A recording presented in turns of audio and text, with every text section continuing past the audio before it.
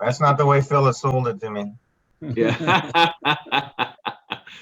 Phyllis and Jorge, you all will provide the special effects. It's going to be a short meeting. We'll make sure to keep them muted just in case. Yeah, I am like so impressed. I mean, it's just amazing. Well, there's no special effects. I'm out of here.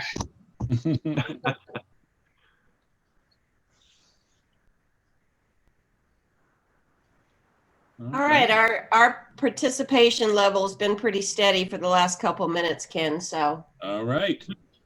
Well, then let's officially I have my official gavel here and call the meeting to order. Welcome everybody on this last DCO meeting of 2020. Glad to see all your shining faces this morning. And we're going to start out the program with an invocation. David Sheila from First Presbyterian Church of Dunedin is going to do the honors with us this morning. If you would, David. Good morning, everybody. If you would, please pray with me. Creator God, in this season, as the hours of light get shorter and shorter and the hours of darkness lengthen, we admit that there is darkness in the world and even in us.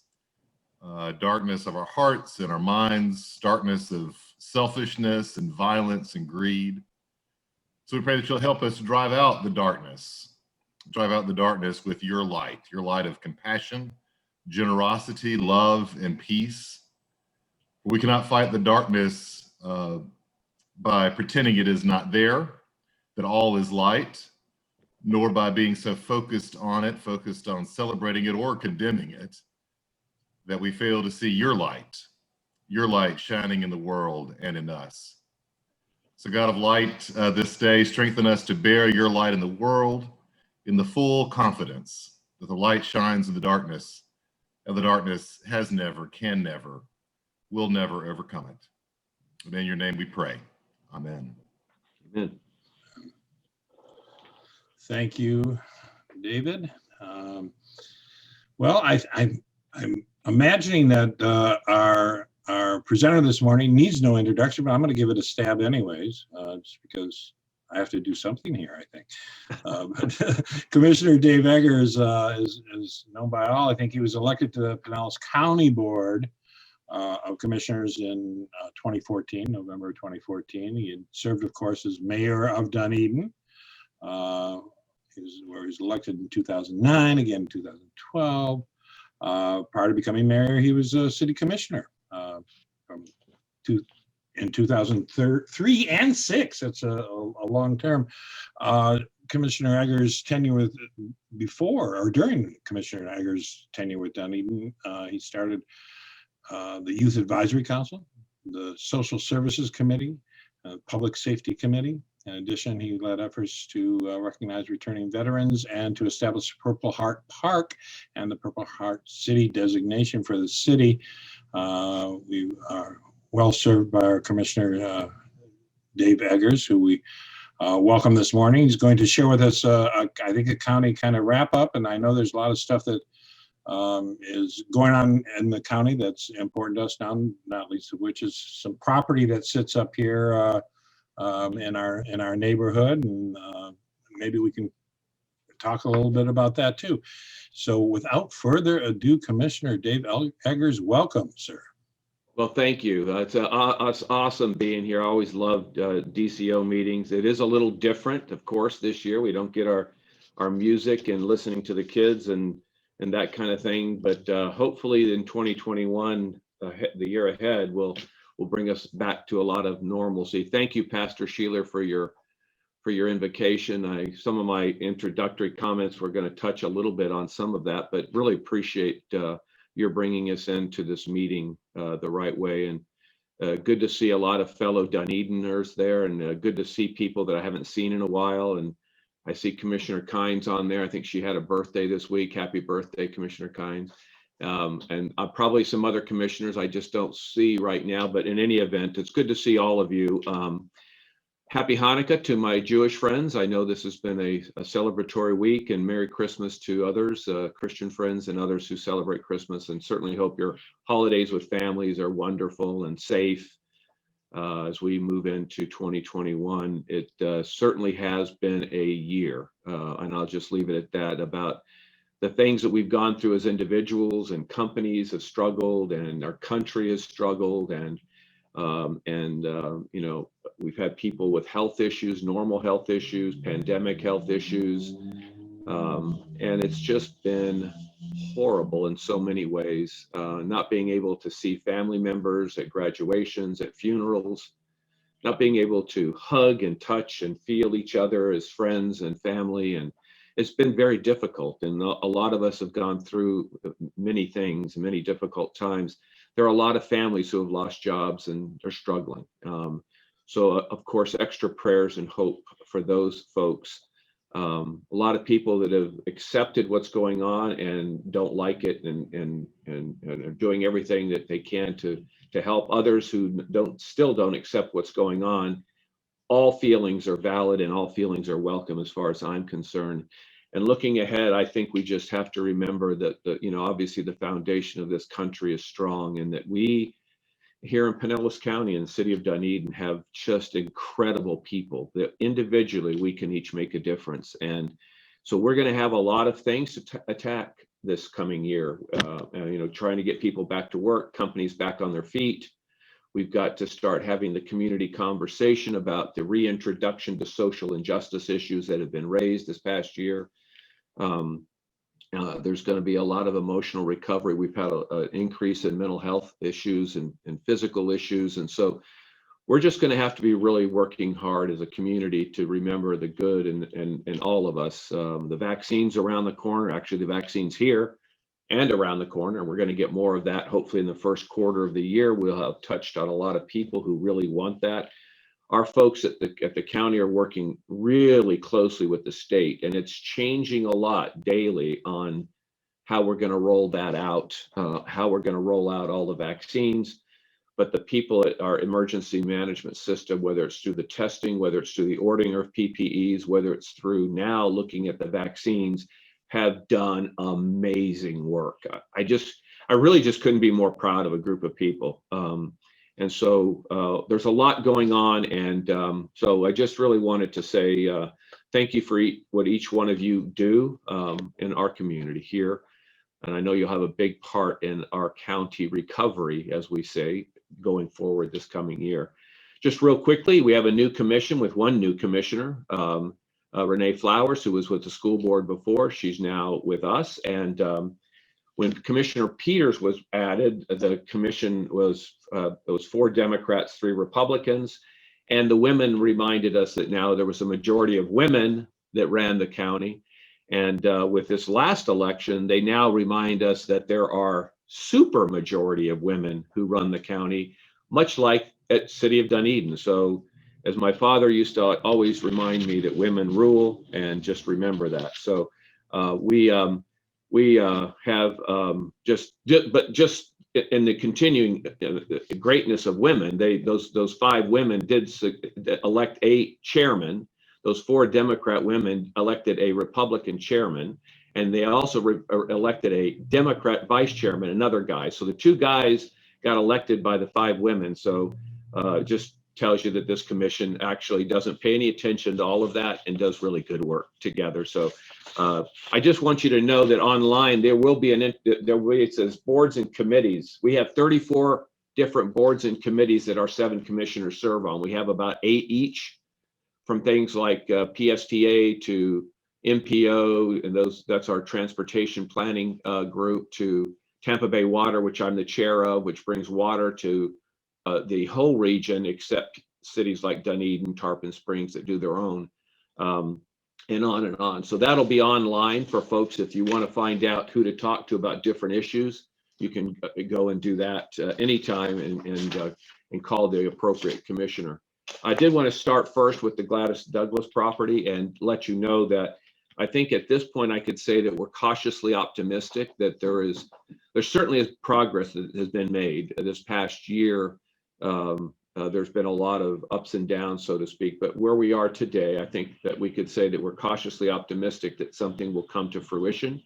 The city of Dunedin and the county have been working extremely closely, and also with working closely with the estate, which is obviously most important. And that estate, the person who's heading up the estate is having constant conversation with groups that are receiving funds from a sale of this property, but also the family. And so we have done an appraisal, 2 appraisals of the property, and I think that brings a sense of reality to what the property is worth now with the development rights that that property has.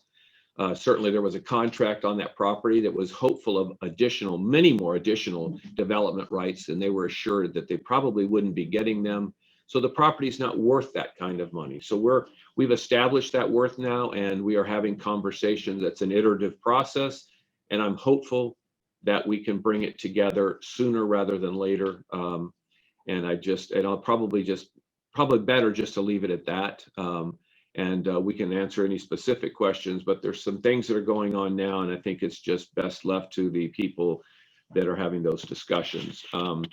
But that kind of leads me to the conversation about this whole balance of industrial lands, affordable housing, and our environmental and stormwater lands, which, given that we are a fully built out county, becomes problematic. So we're obviously trying to make sure that we keep our industrial lands in place so that we can recruit other companies and keep companies growing here for jobs, better paying jobs, so that our residents can do better, which goes into that affordable housing formula too, because we're trying to make sure that we have housing here that folks don't have to live in Pasco, the workforce housing. That 80% of the workforce or affordable housing is right in that 80% of AMI, and it's workforce people, it's other people too, but we're looking for affordable housing opportunity, and clearly environmental lands. I didn't get my numbers this morning, but I wanted to get a sense of what percentage of Pinellas County is parks right now and what percentage of Pinellas County is open space right now. I think you're going to find that we're not a concrete jungle. We do very well with parks and open space. It doesn't mean that we don't have that eye on other opportunities that come along. So, but that conversation is really important in so many ways. The affordable housing crisis that we have here is critically important, and we're working very closely with our developers friends who are actually the ones that can come in and pick a piece of land, build it, and they'll sell and rent it out pretty quickly. So what we're trying to do is change their vision and incentives and opportunities towards affordable housing, and that shift is occurring. We just went out for bids, and we got probably somewhere between 15 and 20 developers coming forward with asks on affordable housing opportunities. So that is going to be ramping up, but those conversations aren't easy because it involves buying a piece of land, giving them some density bonuses, surrounded by people who say, yeah, we want it, but we don't want it right there, So we have all of what we call NIMBY problems that come into play, and that's just normal, it's just the way it is. And so we're going to have to struggle through all of that. And we'll be talking about, different issues relating to the environment and affordable housing all throughout the year. But we start out that process with our strategic planning session in January, and it's going to be we're going to roll up our sleeves and tackle about 10 topics and spend a day doing it. And so it's going to be extremely important strategic plan. We are going to have that environmental land prioritization from the county commission perspective on January 7th at a workshop. The staff's done their work, but the county's commission has to weigh in now because because of Dunedin bringing forward the Gladys Hackworth property, we now have others that are stepping forward with property in their backyard that they would like to see converted. So that effort is going to be ongoing. Regionally, it's been good. We've had, because of the issues that we've been going through, we've had a lot of conversation with folks in other areas, with not only with the 24 municipalities here in Pinellas County and all the partners, all the 501c3s, the folks that do work for others.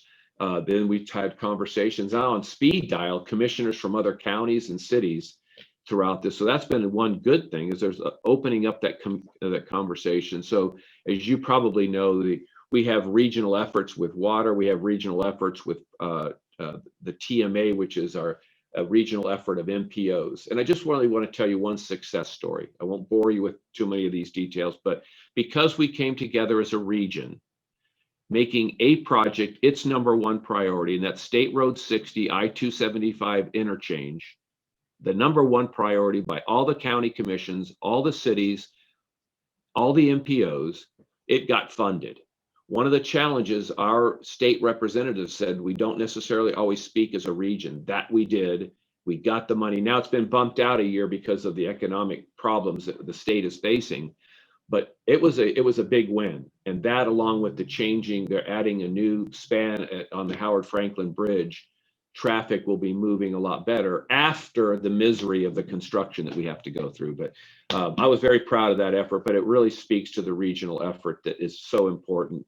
The companies that do economic, they don't recognize these county boundaries. You know, they want the jobs. It doesn't matter. They want people coming and working for them. It doesn't matter where they live. So we, in the economic development arena, transportation arena, we have to think more that way. And so these regional opportunities and plugins are extremely important. And we continue to do that. And I'm going to be pressing very hard this coming year that we, as a commission, will actually sit down for the first time ever with the Hillsborough County Commission in the same room and talk about 3 or 4 critical issues. It's never happened, which just blows me away. But we're going to make it happen this year. The county commission and the county administrators are on board with it, so it will happen. I'm going to switch quickly over to the pandemic and pandemic Pinellas, so to speak. We meet every Tuesday now as a planning group. We were meeting every day in the early goings as a planning group, 8 o'clock every morning, as the sheriff, has the school system, has the county administrators, has our emergency group, have all the commissioners can listen in, but the administrator gets to mute us, and he loves to do that because we can't participate or it would be a sunshine violation. So he gets to mute us. We just get to listen, and you just like you're clamoring to talk, but you can't, and that's probably good. They actually get something done every meeting.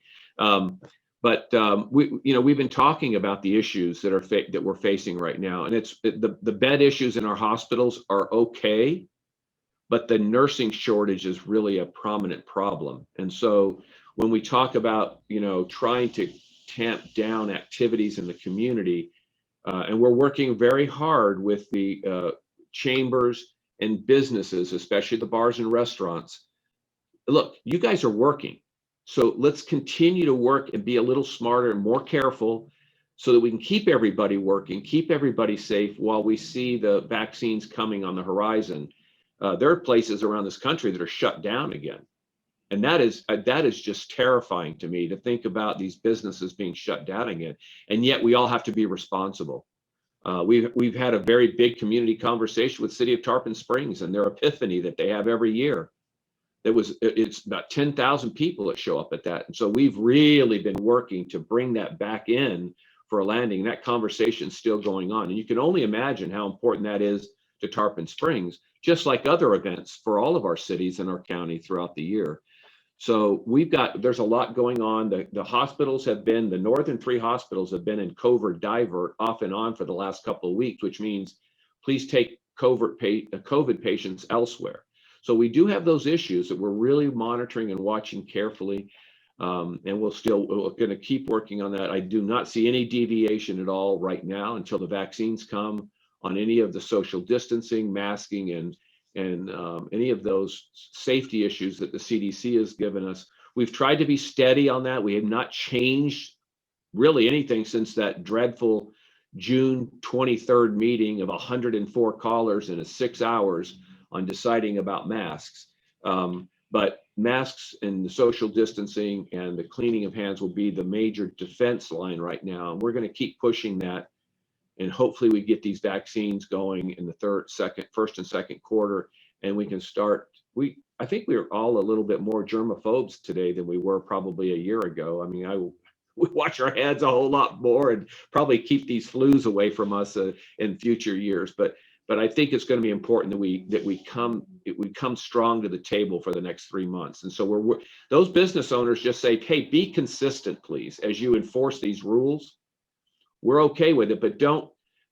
I tell somebody not to come and, you got to sit down. You can't, you got to wear your mask unless you're seated. And they get mad. They go to my competitor and they're not doing it. So if we can be consistent in that enforcement, I think is a positive thing. And that effort is going on. I just will tell you again, very proud. We've distributed $170 million. The due date was the end of this month. $104 million. I just want to tell you quickly is community grants to residents, businesses, and nonprofits.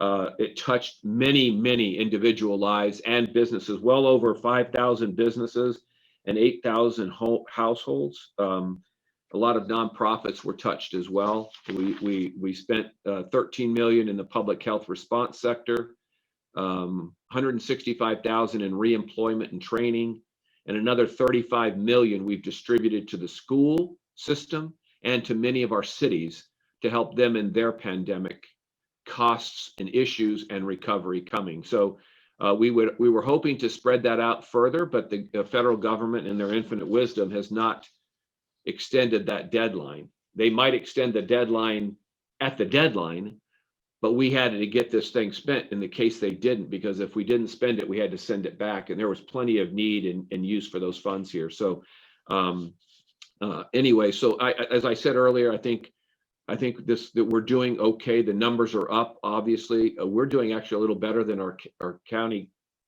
our neighboring counties.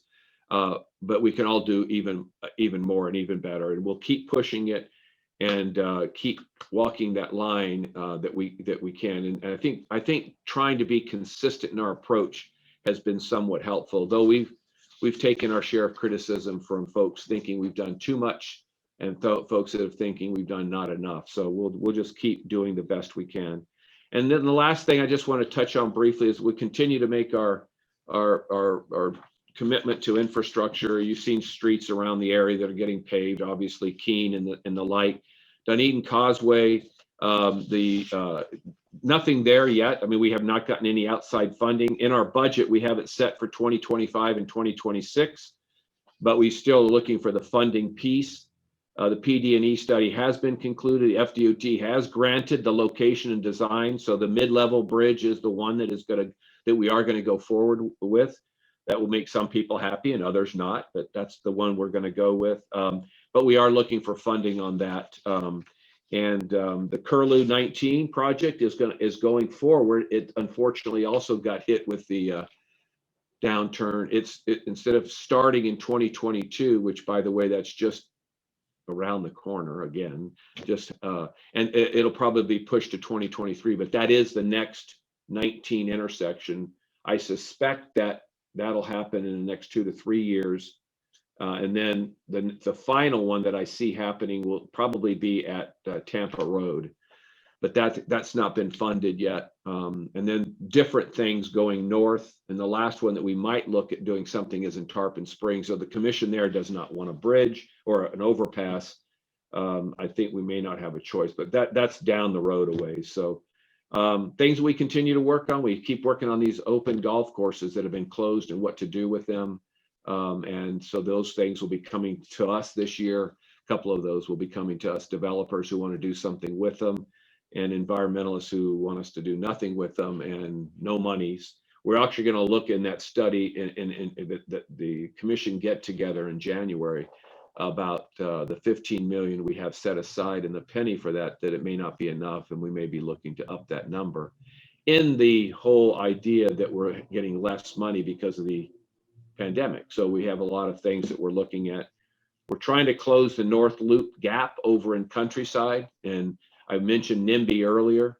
We've brought it down to 2 streets. We're working on this. This is being worked on, and we're connecting it. Now we just got to connect it on one of 2 streets, and everybody loves the idea of the trail and connectivity, but do it on their street. So we're working through that. We're having community conversations, and hopefully that'll be done. And we're still not completely finished on a loop, but we're getting there as we move towards the south. And there's a lot of other things, but I thought it might be better or more suited that if there's any topics that you all want to, talk about more specifically, and if I don't know the answers to it, I can get them and get them back to you. But again, I just really want to say thank you for having me here this morning. It's great to see your faces. It would be nice to be able to be there and get those Dunedin hugs that we love so much, but that'll happen next year this time, I hope.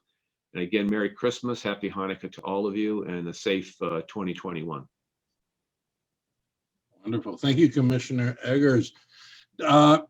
Please remember, if you do have a question, to unmute yourself if you would like to ask it. At this time, we've got some time, and I know Commissioner Eggers welcomes any Absolutely.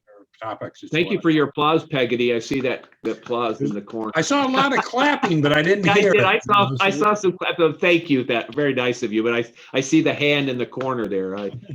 Yeah. Oh yeah, Scott, you as well. Thank you, Scott.